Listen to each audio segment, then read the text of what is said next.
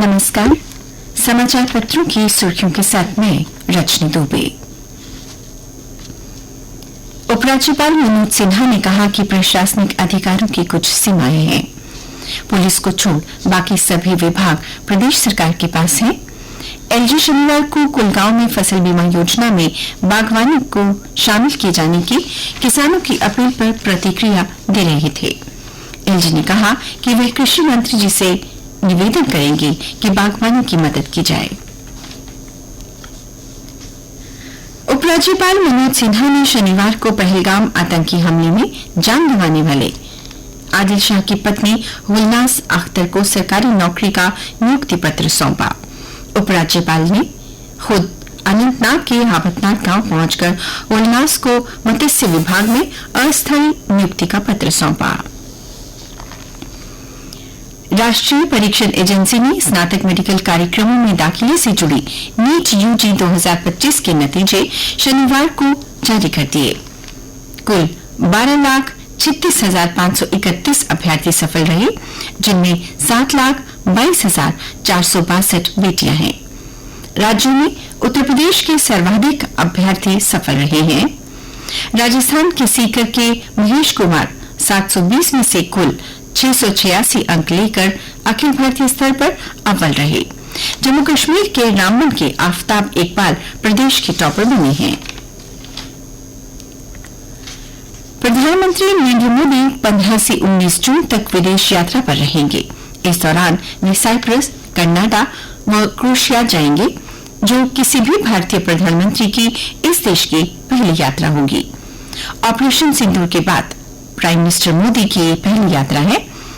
इस विदेशी दौरे को द्विपक्षीय रिश्तों को बढ़ाने व यूरोपीय संघ और भूमध्य सागरीय क्षेत्र के साथ भारत के जुड़ाव को मजबूत करने के लिहाज से अहम माना जा रहा है।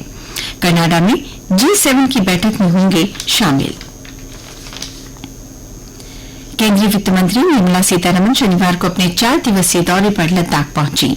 यहां लेह एयरपोर्ट पर लद्दाख के जन प्रतिनिधियों ने पारंपरिक वस्त्र खटका पहनाकर उनका स्वागत किया।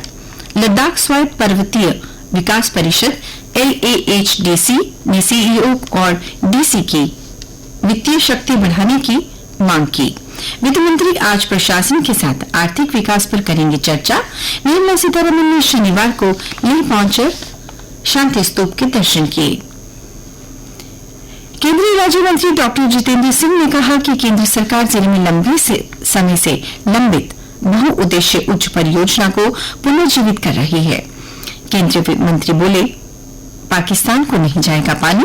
जल शक्ति मंत्रालय गृह मंत्रालय के सहयोग से परियोजना का संशोधित योजना प्रारूप तैयार करेगा। एयर इंडिया विमान दुर्घटना के कारणों का पता लगाने के लिए केंद्रीय गृह सचिव गोविंद मोहन की अध्यक्षता में उच्च स्तरीय समिति बनाई गई है। समिति जांच कर 3 माह में केंद्र सरकार को रिपोर्ट सौंपेगी। उड़ान से पहले ड्रीमलाइनर विमानों की जांच शुरू। 34 बोइंग 787 ड्रीमलाइनर में से 9 की जांच पूरी। नागरिक उड्डयन मंत्री राममोहन ने बताया कि छात्रावास की छत से मिले ब्लैक बॉक्स के डाटा को डिकोड किया जा रहा है। डीएनए से 19 शवों की पहचान के बाद परिवारों को सौंपे जा रहे शव। भारतीय अंतरिक्ष यात्री शुभांशु शुक्ला व 3 अन्य यात्रियों को अंतर्राष्ट्रीय अंतरिक्ष स्टेशन ले जाने के लिए एक्सियम 4 मिशन को अब 19 जून को प्रक्षेपित करने का लक्ष्य रखा गया है। काठमांडू स्थित भारतीय दूतावास ने शनिवार को नेपाल के विभिन्न स्वास्थ्य संस्थानों को 40 एम्बुलेंस उपहार स्वरूप दी। उपराज्यपाल मनोज सिन्हा ने शनिवार को जम्मू कश्मीर में बंद चल रहे पर्यटन स्थलों को चरणबद्ध तरीके से खोलने के निर्देश दिए।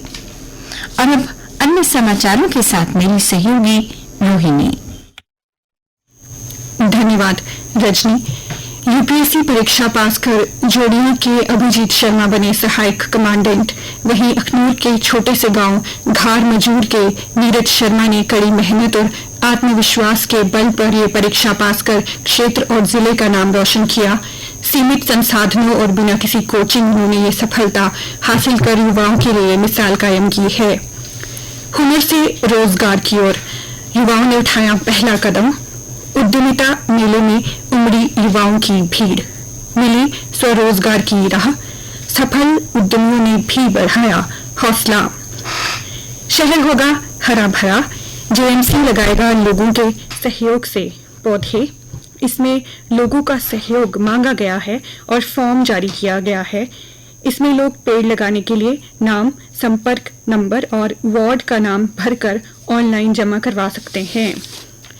सिंधु दर्शन के मंच पर उतरी भारतीय लोक नृत्य की परंपरा। अभिनव थिएटर में आयोजित महोत्सव में देश के विभिन्न राज्यों से आए कलाकारों ने अपने अपने लोक नृत्यों के माध्यम से न केवल सांस्कृतिक पहचान को मंच पर सजाया, बल्कि भारत की एकता में अनेकता की भावना को भी साकार किया। Jammu Kashmir x services league ने ब्रिगेडियर राजेंद्र सिंह जम्वाल की 126वीं जयंती पर राजेंद्र चौक पर कार्यक्रम आयोजित किया। इस मौके पर सेना, पुलिस, स्थानीय प्रशासन, सामाजिक संगठनों सहित समाज के विभिन्न वर्गों ने श्रद्धांजलि अर्पित की। ब्रिगेडियर राजेंद्र सिंह स्वतंत्र भारत में महावीर चक्र पाने वाले पहले सैनिक हैं। रुक करते हैं खेल खबरों का। चौकस नहीं, विश्व चैंपियन। दक्षिण अफ्रीका क्रिकेट के लिए बड़े दिनों में खुशी का दिन आया। अफ्रीकी टीम पहली बार बनी विश्व विजेता, 27 साल बाद जीता आईसीसी खिताब। विश्व टेस्ट चैंपियनशिप के फाइनल में गत विजेता ऑस्ट्रेलिया को 5 विकेट से हराया। लॉर्ड्स में चौथे ही दिन रच डाला इतिहास। म्यूनिख में आर्या बोरसे और अर्जुन बबूता की भारतीय जोड़ी ने कल चीन के जिफेई वांग और ली हाउ शेंग को 17-7 से हराकर आईएसएसएफ विश्व कप की 10 मीटर एयर राइफल मिश्रित टीम स्पर्धा का स्वर्ण पदक जीत लिया। बीसीसीआई की शीर्ष परिषद ने कल अपने सचिव की अध्यक्षता में 3 सदस्यीय समिति का गठन किया, जो जीत के जश्न के दौरान हाल ही में बंगलुरु में हुई भगदड़ जैसी घटनाओं को रोकने के उद्देश्य से दिशा निर्देश तैयार करेगी। और अब नजर डालते हैं मौसम के हाल पर। मौसम विज्ञान केंद्र की जानकारी के अनुसार आज प्रदेश में हल्की बारिश होने और तेज हवाएं चलने की संभावना है। वहीं प्री मानसून आज संभव, मिलेगी गर्मी से राहत। लगातार 20 जून तक हो सकती है बारिश, गर्जना के साथ गिरेगी राहत की बौछारें। जम्मू में 50 किलोमीटर की रफ्तार से चलेगी हवा। घाटी में लौट सकती है ठंड। तापमान में 5 डिग्री सेल्सियस तक गिरावट संभव। कल का अधिकतम तापमान 43.6 डिग्री सेल्सियस और न्यूनतम 27.9 डिग्री सेल्सियस रिकॉर्ड किया गया। आज सूर्यास्त 7:41 पर होगा और कल सूर्योदय 5:31 पर होगा।